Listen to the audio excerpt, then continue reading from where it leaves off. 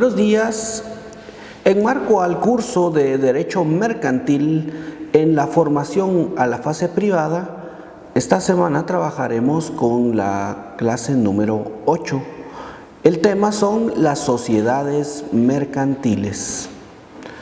Objetivo de la clase: que el estudiante de la Universidad Rural de Guatemala en la formación profesional conozca de los tipos de sociedades que pueden constituirse y la forma de organización de las mismas.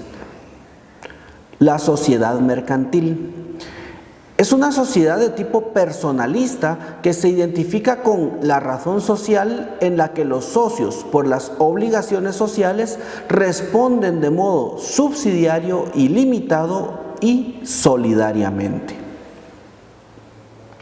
Los elementos de toda sociedad mercantil van a constituirse de la siguiente manera: en elementos personales, que el elemento personal va a radicar siempre o lo va a constituir siempre la persona individual o jurídica, que van a adquirir el nombre de socios. Esto es importante y es pertinente establecerlo porque en toda sociedad mercantil la ausencia de un socio o la ausencia de los socios es imposible o hace imposible la creación de la misma. Y por su cuenta el elemento patrimonial, que se va a constituir tanto por el patrimonio social, pero que particularmente puede ser representado el mismo o debe ser representado el mismo por su respectivo capital. De esta cuenta todo fondo social se le va a denominar o adquiere la denominación de capital. El capital en consecuencia es vinculante y es en este caso esencial particularmente para la creación y funcionamiento de la sociedad. El capital entonces va a ser la suma de las aportaciones que hacen todos los socios, pero es pertinente hacer referencia a los principios que rigen el capital social, y el primero de ellos es la garantía de capital social, que asegura, o en este caso va a determinar la existencia permanente de un capital mínimo determinado y posee como subprincipios los siguientes elementos. Número 1, la unidad del capital, que en este caso se va a consignar o es el monto que se va a consignar en la escritura constitutiva social. Luego identificamos la determinación del capital, que este debe de ser íntegramente suscrito, pero puede estar total o parcialmente pagado. Esta determinación va a establecer y va a proyectar el capital con el cual la sociedad va a iniciar, y he de ahí la razón de determinar tanto el capital suscrito como el efectivamente pagado. Es decir que este capital suscrito oportunamente debe de ser pagado por el socio quien así lo ha suscrito y que de la misma manera formará parte de su capital social. La estabilidad del capital nos refiere que el capital debe o puede modificarse y este va a requerir determinadas formalidades. En cuanto a la estabilidad, es pertinente establecer que el capital, de conformidad con lo que establece el Código de Comercio, puede ser ampliado o reducido de conformidad con los intereses particularmente sociales. Desembolso mínimo: de conformidad con lo que establece el Código de Comercio, debe de pagarse efectivamente por lo menos el 25% del capital suscrito. Realidad del capital: el capital debe ser íntegramente suscrito y efectivamente pagado, al menos en el mínimo que establece la ley. Es por ello que el artículo 89 del Código de Comercio de Guatemala establece que son los socios los que se obligan a contribuir al pago de un capital. Esto es relacionado a la suscripción del capital.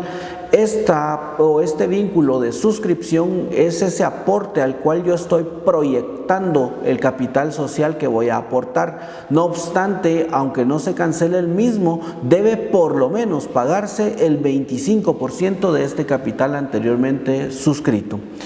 La exhibición del capital es una prohibición a una sociedad de adquirir sus propias acciones, es decir, las sociedades no pueden adquirir a sí mismo las acciones sociales. Restricción de los derechos de los fundadores en cuanto a la repartición de utilidades anuales para retribuir esfuerzos que realicen de puesta en marcha la empresa no pueden exceder del 10%. Intervención privada. Accionistas que tienen derecho inderogables para vigilar la buena marcha de la sociedad, y la intervención pública que protege los intereses de terceros y de los accionistas. Los órganos de la sociedad mercantil son el órgano de soberanía, que es constituido por la Asamblea General, el órgano de administración, que va a ser constituido o va a ser determinado por uno o más administradores, y el órgano de fiscalización, que el órgano de fiscalización puede ser por los mismos socios, por contadores o auditores externos o internos de la sociedad. Fusión, transformación y escisión de sociedades. De conformidad con el artículo 256, se puede llevar a cabo una fusión de sociedades, y esto se puede dar entre dos o más sociedades y van a tener la consecuencia de formar una nueva sociedad. Transformación. Cuando identificamos la transformación, se refiere a la forma de organización de la misma, es decir, una sociedad de carácter colectiva puede ser transformada a una sociedad anónima, por ejemplo. La escisión, entonces, es la división empresarial, y consecuencia a ello se trata del desmembramiento de los medios de producción de una sociedad. Formas de sociedades mercantiles. La sociedad colectiva. Este tipo de sociedades es personalista y se identifica con una razón social en la que los socios responden a las obligaciones de forma subsidiaria, ilimitada y solidariamente. Se fundamenta en el artículo del 59 al 67 del Código de Comercio. Sociedad en comandita simple, sociedad que se compone por uno o varios socios comanditados que responden de forma subsidiaria, ilimitada y solidariamente, y por uno o varios socios comanditarios que tienen responsabilidad limitada al monto de su aportación. La sociedad en comandita por acciones tiene exactamente las mismas características, solo que el capital se representa en acciones. Fundamentada la sociedad en los artículos del 68 al 77 y 195 del Código de Comercio.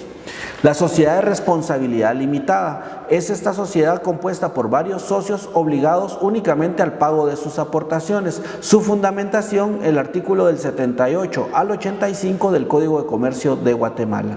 Y la sociedad anónima, que es una sociedad formalmente constituida mercantil de carácter capitalista que se identifica con una denominación, tiene capital dividido y representado por acciones, y los socios limitan su responsabilidad hasta el monto total de las acciones. Sociedades constituidas en el extranjero, fundamentadas en el artículo 213 al 221 del Código de Comercio. Sociedades irregulares, y de hecho, particularmente la irregular es una sociedad que ha sido efectivamente constituida pero no inscrita ante el registro mercantil, y la sociedad de hecho es una sociedad que por la omisión de sus estatutos o la escritura de constitución hace nula la misma. Por consecuencia, en ambos casos, los socios van a responder frente a terceros de forma solidaria e ilimitadamente. Sociedad de emprendimiento. Su objeto es incentivar y fortalecer el emprendimiento en Guatemala, y se regula en el decreto 20-2018 denominada Ley de Fortalecimiento al Emprendimiento. Al haber concluido con esta serie de identificación de la forma de constitución social, vamos a realizar una serie de preguntas. Pregunta número 1. ¿Qué tipos de asambleas pueden celebrarse en las sociedades mercantiles? Pregunta número 2. ¿Qué día se conmemora el Día Nacional del Emprendimiento? Pregunta 3. Son las sociedades que se encuentran constituidas conforme a la legislación nacional, pero no se encuentran debidamente inscritas en el registro mercantil. Pregunta 4. ¿Cuáles son los órganos de las sociedades mercantiles? Pregunta 5. ¿Cuál es el plazo para presentar al registro mercantil el testimonio de la escritura constitutiva de ampliación y sus modificaciones? Pregunta 6.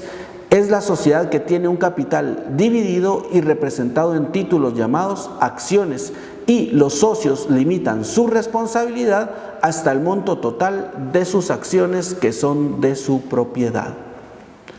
Muchas gracias por su atención. Buen día.